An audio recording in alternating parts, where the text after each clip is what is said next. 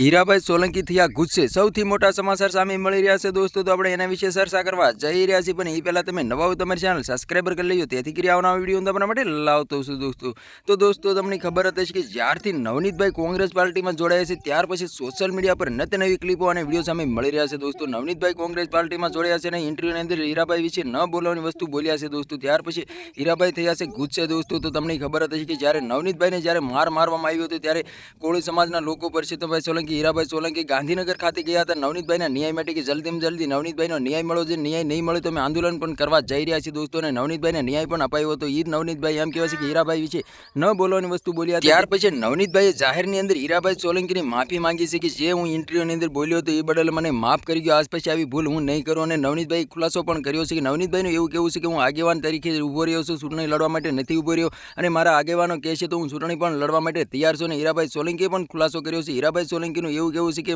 મારા સમાજનો દીકરો હતો એટલા માટે અમે એને ન્યાય અપાવ્યો હતો. અને અત્યારે એમ કહેવાય છે કે જે ચૂંટણીની અંદર જોડાયા છે તો જ્યારે પક્ષની વાત આવશે તો અમે પક્ષની રીતે નવનીતભાઈ સાથે લડીને બતાવશું. હાલ અત્યારે ઘણી બધી ક્લિપો અને વિડીયો સામે મળી રહ્યા છે દોસ્તો.